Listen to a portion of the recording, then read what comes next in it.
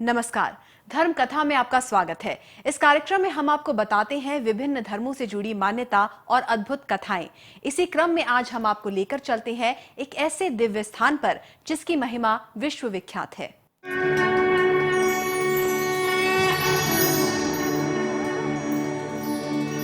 विश्व के प्राचीनतम नगरों में शामिल और हिंदू मान्यताओं में अति पावन मानी जाने वाली वाराणसी नगरी के पास कैथी स्थित मार्कंडेय महादेव का ये मंदिर महामृत्युंजय मंदिर के नाम से भी जाना जाता है। हिंदू पौराणिक मान्यताओं के अनुसार इस मंदिर में शिव के दर्शन से समस्त प्रकार के भय और शोक का नाश हो जाता है। आइए आपको बताते हैं मृत्यु के भय को भी मिटाने वाले इस प्रसिद्ध शिवालय की कथा।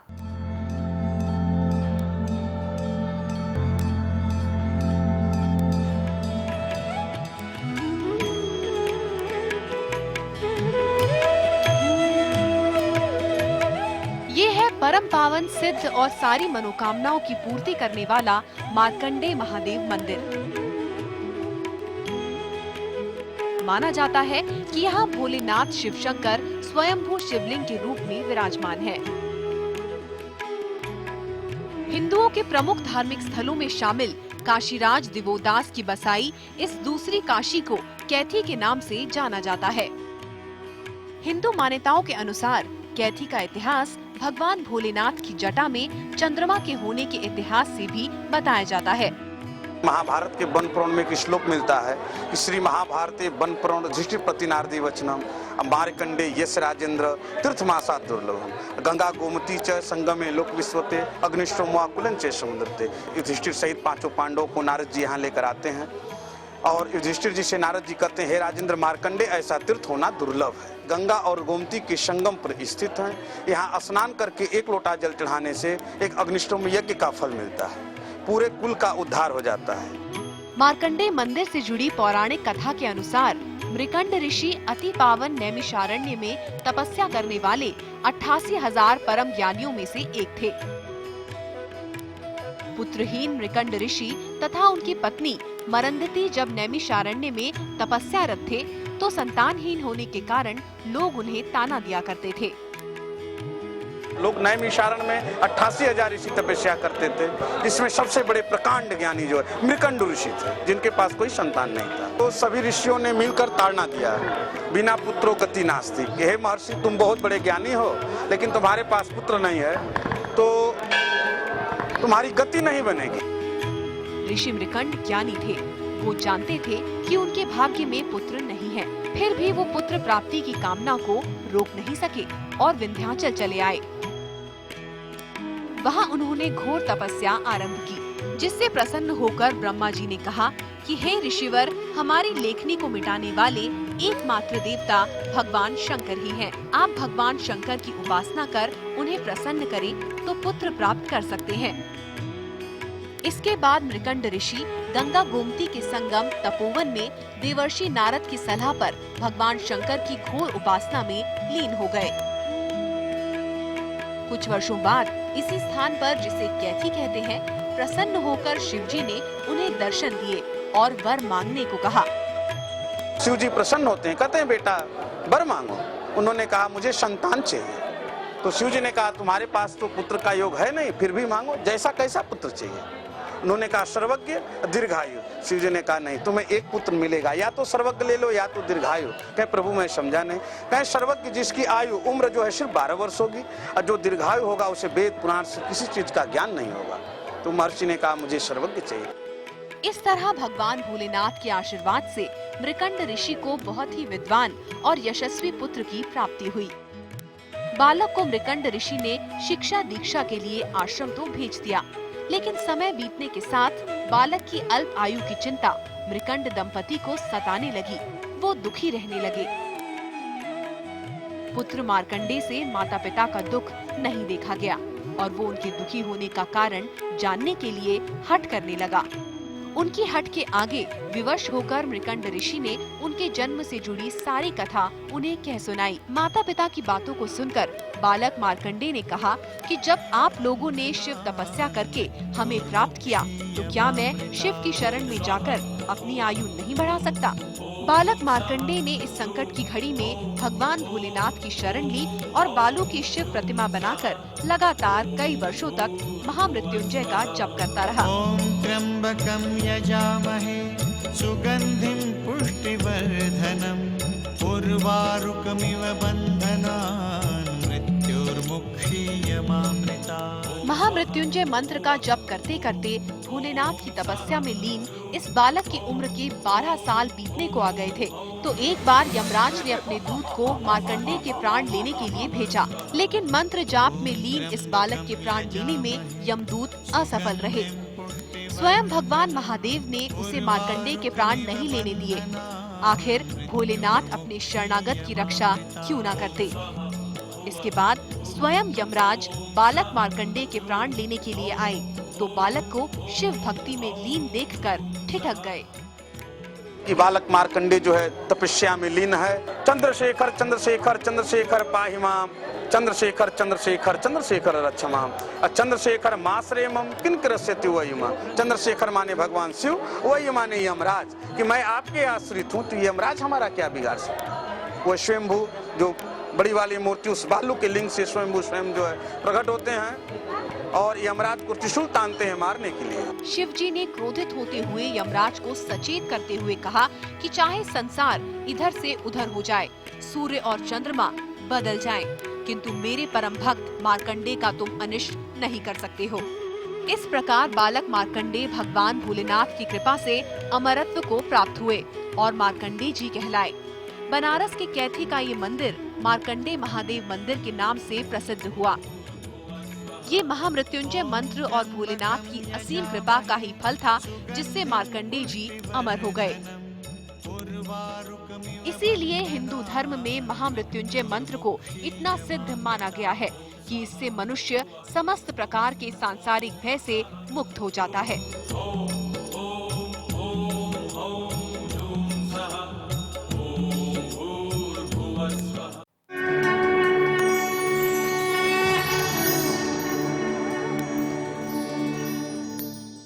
शिव भगवान काल के स्वामी तथा मृत्युंजय हैं। महामृत्युंजय मंत्र एक ऐसा मंत्र है जिसकी शरण में जाने अथवा जाप करने पर मृत्यु का भी भय समाप्त हो जाता है। इस मंत्र का पुराणों और शास्त्रों में विशेष महत्व बताया गया है। इस चमत्कारिक मंत्र की क्या विशेषताएं हैं और इस मंत्र के पुण्य प्रताप से सनातन मान्यताओं में क्या क्या हुआ, आइए आपको बताते हैं।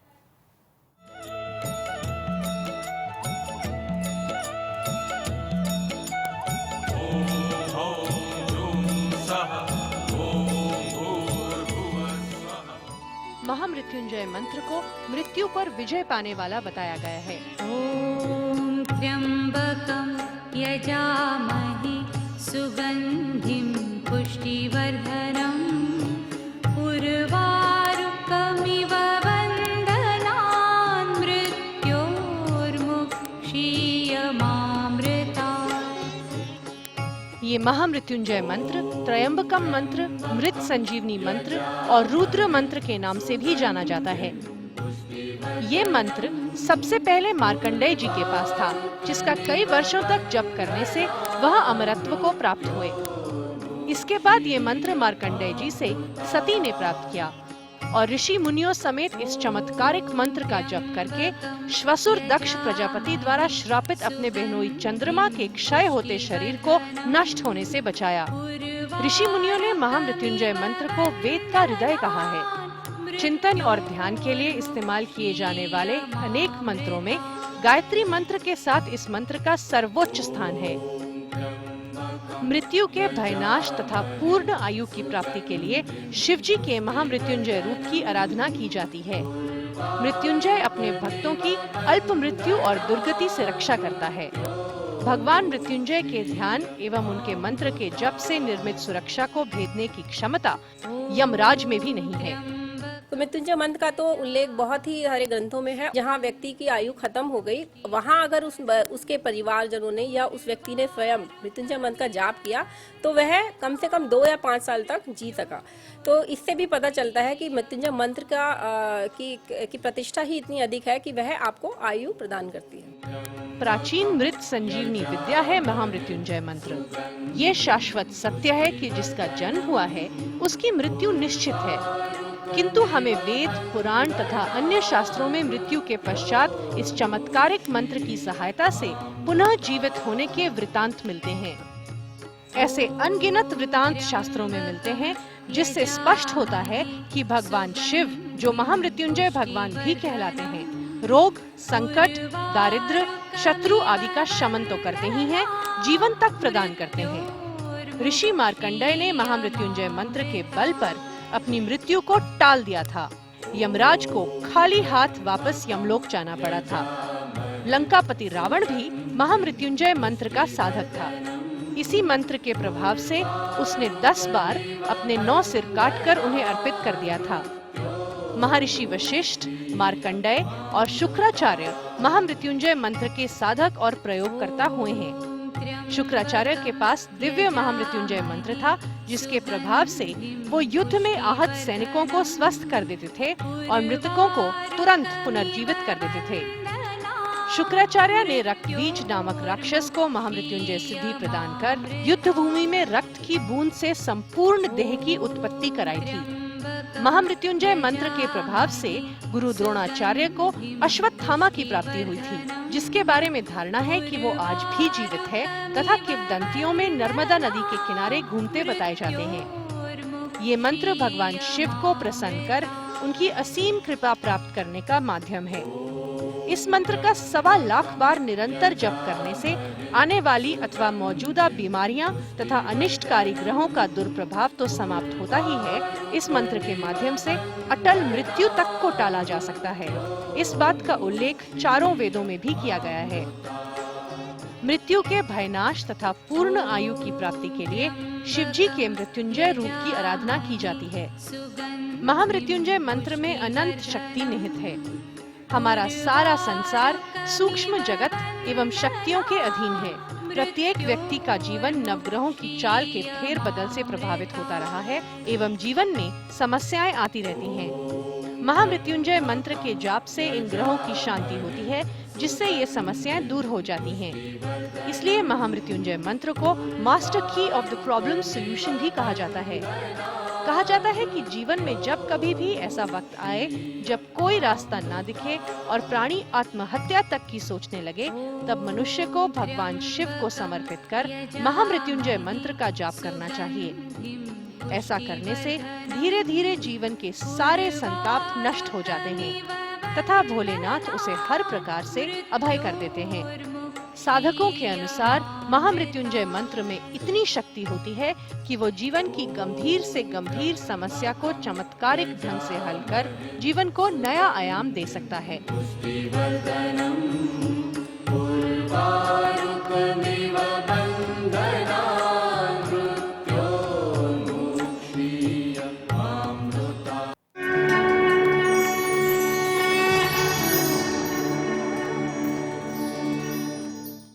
तो देखा आपने कि किस तरह ऋषि मुनियों ने महामृत्युंजय मंत्र को वेद का हृदय बताया है।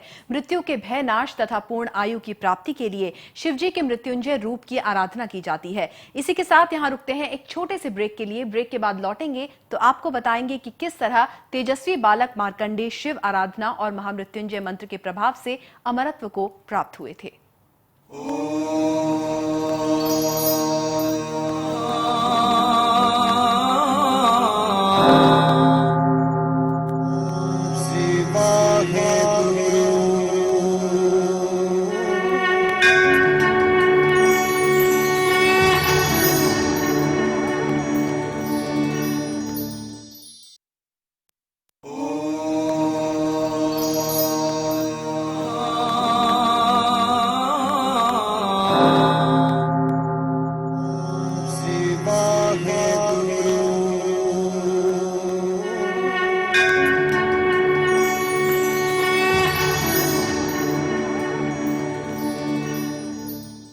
ब्रेक के बाद आपका स्वागत है। आप देख रहे हैं धर्म कथा, आपके साथ मैं हूं खुशबू।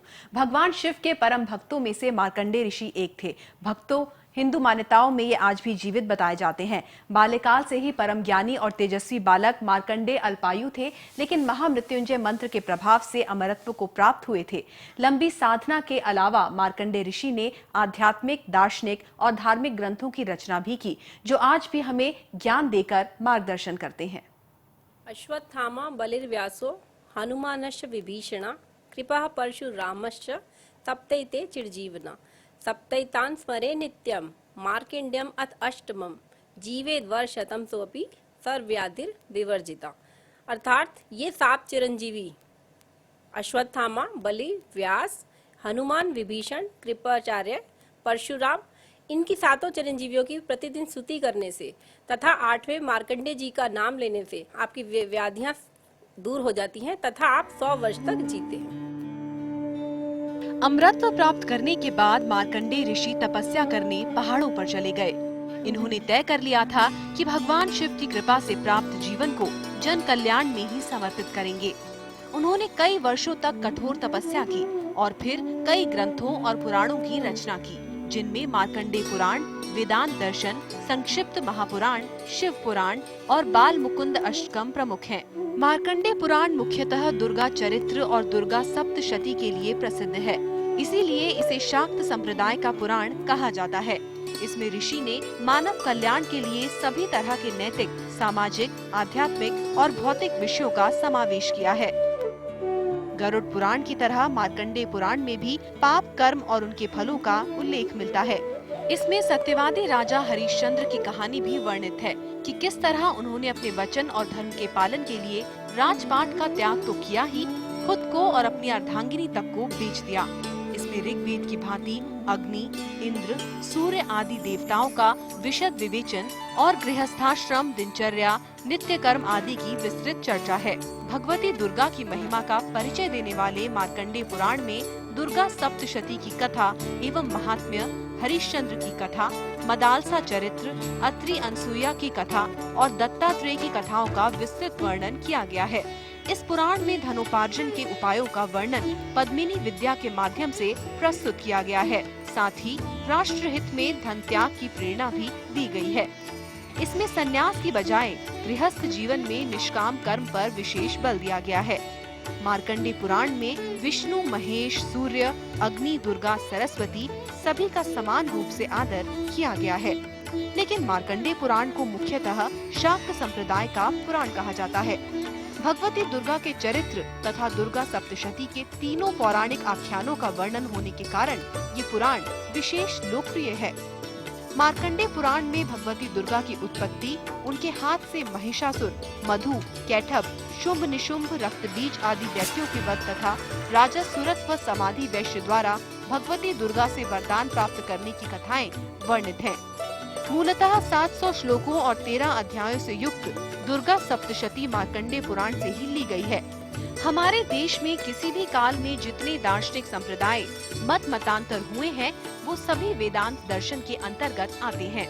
ऐसा कोई धर्म या ऐसा संप्रदाय नहीं है जो किन्हीं निर्धारित धार्मिक सीमाओं में कार्य करता हो। वो तो एक दार्शनिक प्रणाली है जो जीवन की लौकिक और परलौकिक समझ को विकसित करके हमें अनुभूति जगत से जुड़ने की क्षमता देती है। स्वयं वेदांत की कई प्रकार की व्याख्याएं होती रही हैं। वेदांत जैसे समग्र दर्शन को समझने समझाने के लिए ये आवश्यक भी है।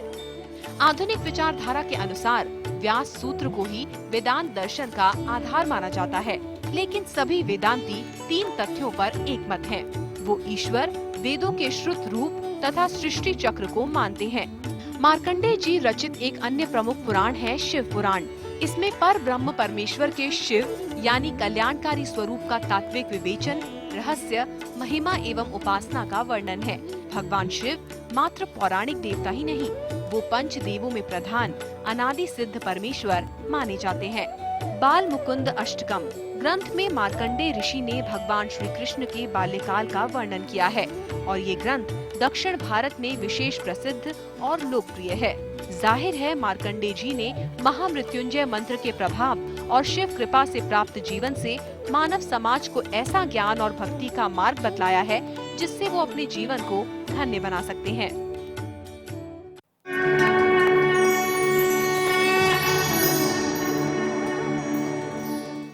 कैथी का मार्कंडेय मंदिर शिव के अति प्राचीन धामों में से एक है। ये वही दिव्य स्थान है जहां महामृत्युंजय मंत्र का जाप कर मार्कंडेय ऋषि अमरत्व को प्राप्त हुए थे। ऐसी मान्यता है कि इस स्थान पर महामृत्युंजय मंत्र के जाप, रुद्राभिषेक और शिव पूजन से विशेष पुण्य की प्राप्ति होती है।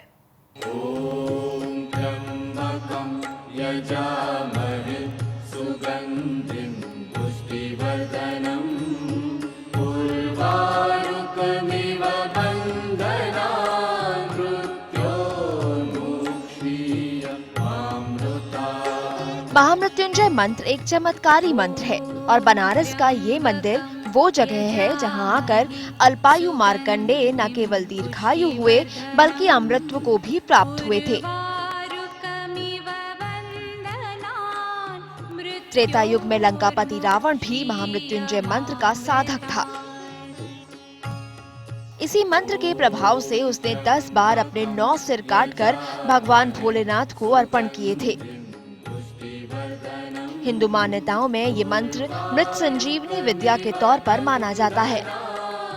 वेदों में वर्णित कथा के अनुसार भक्त मार्कंडेय की भक्ति से खुश होकर भोलेनाथ ने जब उन्हें वरदान मांगने को कहा तो मार्कंडेय ने कहा, हे देव, जिस तरह से आपने मुझ अल्पायु बालक को अमृत प्रदान किया, उसी तरह संतानहीन माँ बाप जब इस मंदिर में आए और पूजा पाठ करें तो उन्हें भी पुत्र की प्राप्ति हो और जिनके पुत्र अल्पायु हो वो भी दीर्घायु हो। तभी से ये मंदिर पुत्र प्राप्ति के लिए भी प्रसिद्ध हो गया। माना जाता है कि मार्कंडेय जी अमर है, शिव का एक वरदान इनके साथ है। इनके दर्शन करने से जो वंश है उनका चलता रहेगा, वंश उनका कभी समाप्त नहीं होगा और वंश वृद्धि के लाभ के लिए खासतौर से लोग वहाँ प्रार्थना पूजा करने जाते हैं। ऐसा माना जाता है कि यदि मार्कंडेय जी को प्रसन्न किया तो उन पर शिव की कृपा अवश्य होगी। जाहिर है बनारस का ये मंदिर दूर दूर तक विख्यात है। इस जगह पर मार्कंडेय जी और महादेव जी की पूजा की जाती है। पुत्र कामना से जहां विश्व भर से निसंतान दंपति यहां आकर विशेष पूजा और अनुष्ठान करते हैं और मान्यता है कि ऐसा करने से उन्हें पुत्र रत्न की प्राप्ति होती है। ऐसा भी माना जाता है कि मार्कंडेय महादेव मंदिर में पूरे श्रद्धा भाव से रुद्राभिषेक करने वाले भक्त ब्रह्म हत्या के दोष से भी मुक्त हो जाते हैं। मार्कंडेय मंदिर में पूजा अर्चना से कई भक्तों को लाभ हुआ है। उनका कहना है कि यहाँ अल्पायु वाले भी दीर्घायु का वरदान पाते हैं। यही नहीं, मार्कंडेय मंदिर के बारे में कहा जाता है कि यहाँ हरिवंश पुराण की कथा सुनने और संतान गोपाल का 1.25 लाख का जप करने से निसंतान दंपति को पुत्र प्राप्ति होती है। पुत्र प्राप्ति के लिए इससे बढ़कर सिद्धपीठ कोई दूसरा नहीं है। पुत्र प्राप्ति के लिए हरिवंश पुराण का पाठ करवाने की परंपरा भी यहाँ चली आ रही है।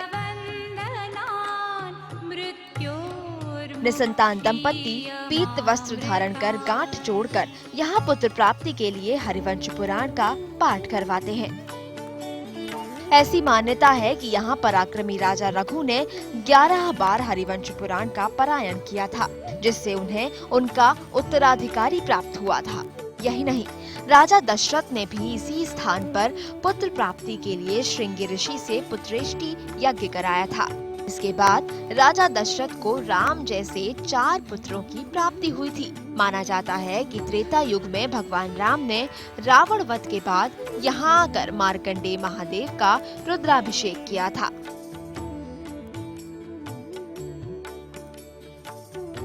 शिव पुराण के अनुसार कालांतर में नारद मुनि भी 5 पांडवों को यहाँ दर्शन के लिए लेकर आए थे। तब से यहाँ रुद्राभिषेक का विशेष महत्व माना जाता है। यहाँ बेलपत्र पर राम राम लिखकर चढ़ाने की भी परंपरा है। मार्कंडेय जी का दर्शन करने मात्र से जो है कोटि कोटि का पाप का जो है निवारण होता है कि जो इनके दर्शन बराबर करते हैं उससे वंश वृद्धि होती है। सावन में मार्कंडेय मंदिर में पूजा करने का विशेष महत्व है। महाशिवरात्रि के दिन यहाँ 4 दिन का विशेष मेला भी लगता है, जिसमें देश के कोने कोने से दर्शनार्थी अपनी मनोकामना लेकर आते हैं। महादेव कैथी धाम की महत्ता 12 ज्योतिर्लिंग के बराबर मानी जाती है।